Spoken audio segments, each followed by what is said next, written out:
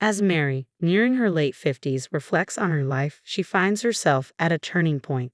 With her 2 children, one on the brink of marriage and the other thriving in college, she senses her motherly duties waning. As a former nurse, she contemplates a return to caregiving, feeling the pull of her profession once more. However, life throws her a curveball when she receives distressing news. Her father-in-law, Bob, has suffered a stroke. Rushing to the hospital at her husband John's urgent call, Mary's thoughts swirl with concern. Bob, always a pillar of kindness and warmth, has been grappling with the loss of his wife, Alice, for the past 3 years. Despite Mary's efforts to uplift his spirits through family gatherings and outings, she's noticed a gradual decline in Bob's energy. Just as she begins to see glimmers of his old vitality returning, the news of his stroke hits her like a thunderbolt.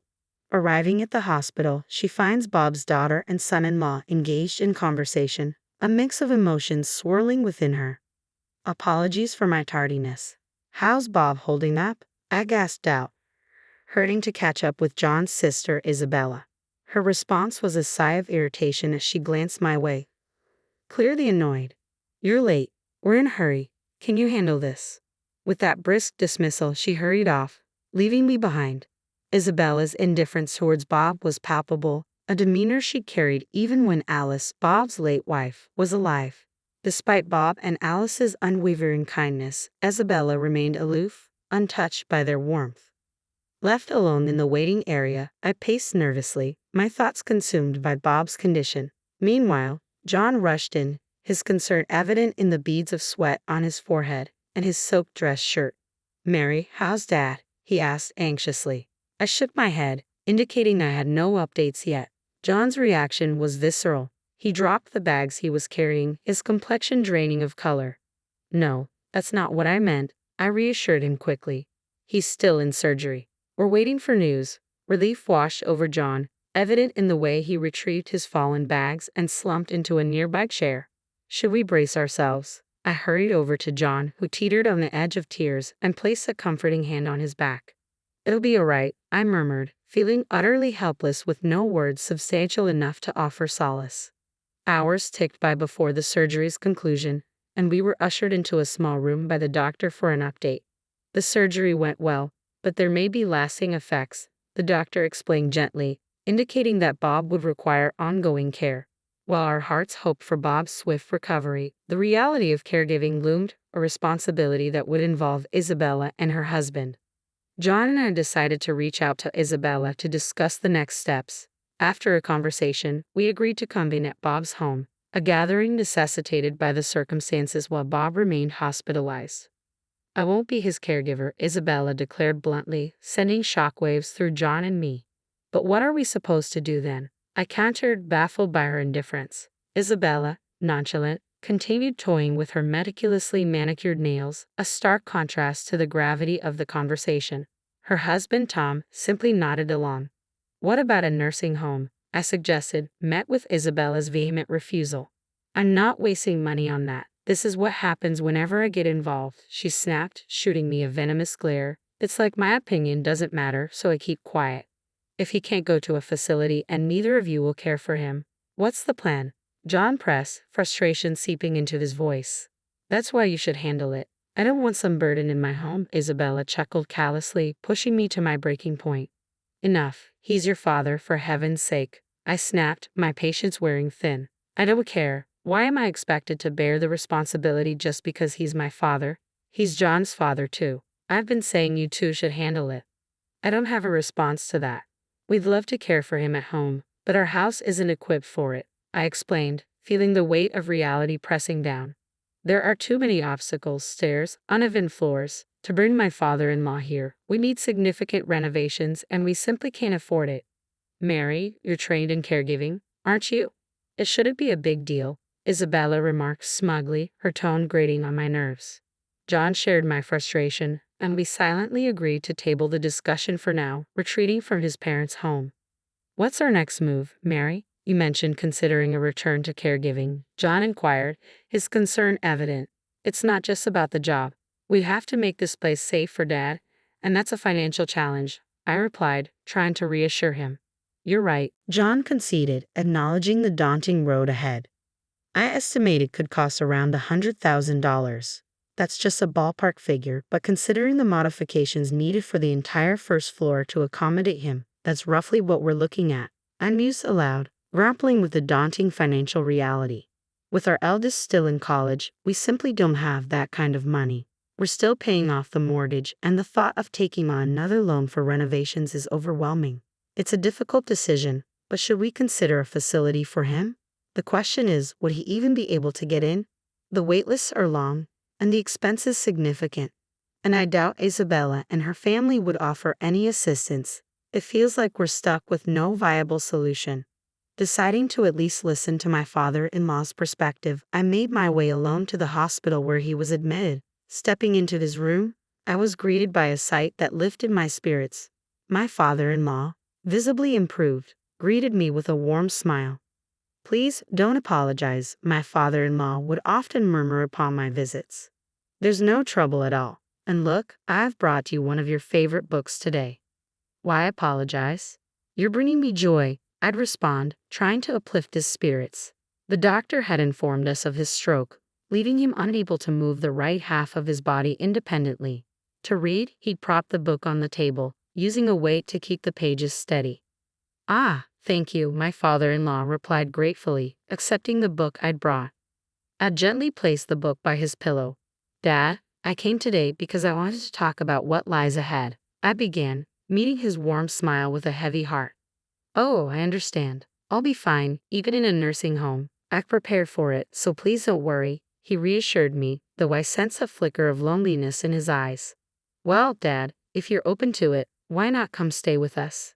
I have experience in elderly care, and as a stay-at-home mom, I have the time. John will be there too. Let's live together," I blurted out, sensing his solitude.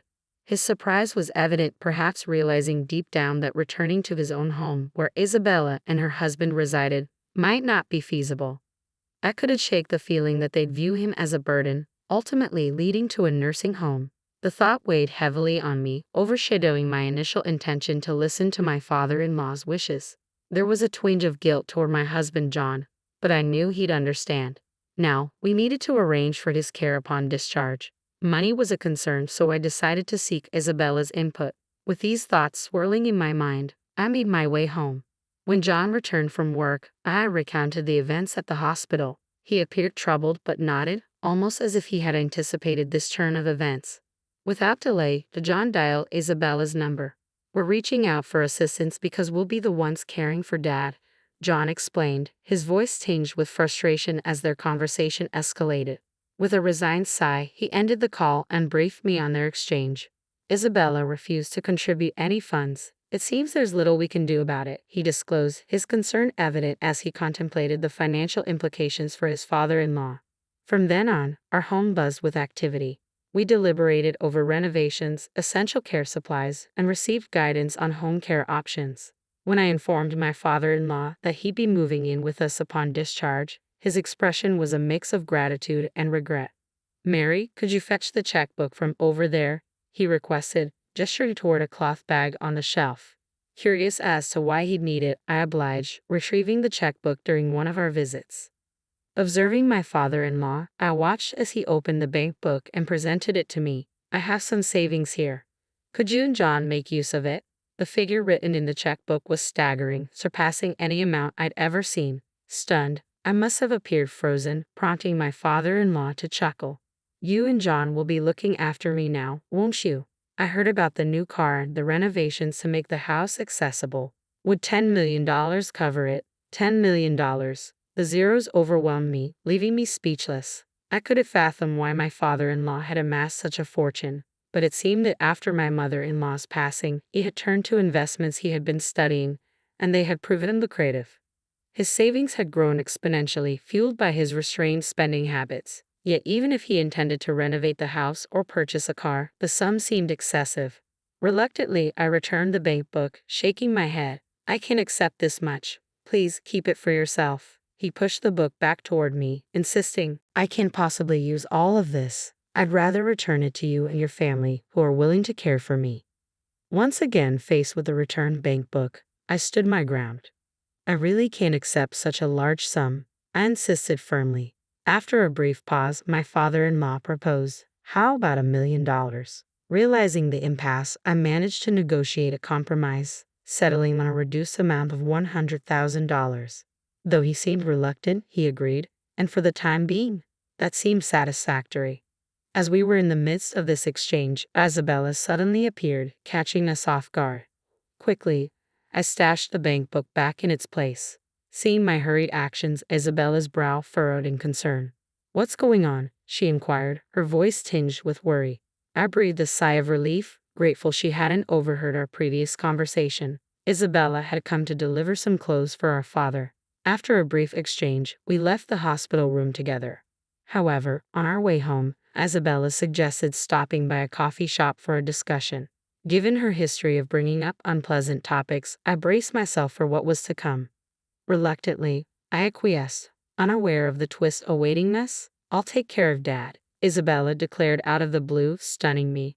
Her sudden proposition caught me off guard, especially since we were already knee-deep in preparations to accommodate my father-in-law, including ongoing renovations to our home. I couldn't fathom why she would make such a proposal at this stage. "So you won't need to visit the hospital anymore," she added. "Visiting isn't solely the responsibility of the caregiver. There's no rule dictating that only the caretaker should visit." Why would she say that? I pondered, feeling perplexed by Isabella's unexpected offer. Despite my reservations, I suggested we postpone discussing it further and made my exit from the cafe. Back at home, I shared the encounter with John, who mulled over it before a realization dawned on him. "She must have caught wind of the savings," he concluded. "It seems that's the case," he added. "Otherwise, she wouldn't have volunteered for the caretaking role, especially given her previous reluctance." I harbored a vague suspicion that Isabella had somehow discovered the extent of my father-in-law's savings and was angling to secure a share of it for herself. Perhaps she would concoct a reason to start dipping into the funds. "But what do we do about it?" I queried, feeling a sense of unease. "I've got an idea. Let's give her a chance," John suggested with a mischievous grin, hinting at a plan brewing in his mind. Uneasy about his scheme, I opted to stay silent and play along with Isabella's request for the time being. I assured my father-in-law that financial concerns were no longer an issue and that Isabella would be providing care. His response was vague, his expression neither confirming nor denying his comprehension. With that, the conversation concluded. Following his discharge from the hospital, my father-in-law returned to the family home in Nebraska, where Isabella resided. During a visit to the house, I couldn't discern any signs of renovation or adequate caregiving supplies. I questioned whether genuine caregiving could take place under such circumstances. However, it was Isabella's decision, and I felt it wasn't my place to intervene, so I remained silent. 2 months later, I received a frantic call from Isabella. "Mary, I can't do this anymore. Please come over right now," she pleaded urgently. Concerned, I wasted no time and rushed to the house in Nebraska. Upon my arrival, I was greeted by a disarrayed house and a foul odor lingering in the air. Puzzled by the scene before me, Isabella emerged, looking more worn out than ever. Dark circles shadowed her eyes, and her movements were unsteady. "Are you all right?" I asked, rushing to her side, alarmed by her condition. Isabella grasped my hand tightly and muttered, "Get rid of that." Confused at first, I managed to calm her down and coax an explanation out of her. It appeared that she had underestimated the demands of caregiving.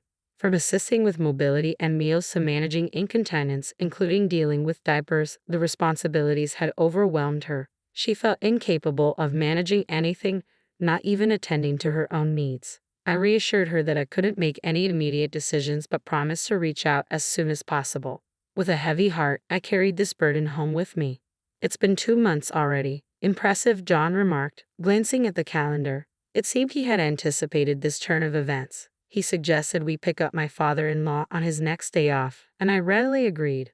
A few days later, as we arrived at the family home in Nebraska, my father-in-law was already packed and prepared to depart.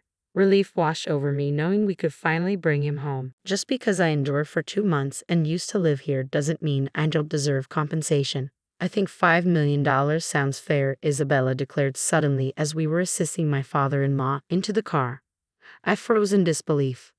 John, too, was taken aback, turning to face Isabella with a mixture of surprise and dismay. But she remained unfazed, sporting a smug expression. "Isabella, What on earth are you talking about? This isn't the time or place to discuss money, especially not in front of Dad. Remember, he raised us, John reasoned, attempting to appeal to her sense of decency, but his words seemed to fall on deaf ears. I'm his daughter. It's only fair that I get compensated, Isabella retorted defiantly, her audacity catching me off guard. How could she be so brazen? Appalled by Isabella's attitude, I couldn't hold back. Isabella, discussing money in this manner is completely inappropriate. Besides, you've already received funds, I interjected, my father-in-law echoing my sentiment with a disbelieving expression. That's all gone now. Just $5 million. What's the harm in that? If you're just going to squander it away, you might as well put it to good use. Isabella's callous words towards her own father left me speechless. Even my typically composed husband John was visibly enraged, his face flushing red with anger as he glared at his sister.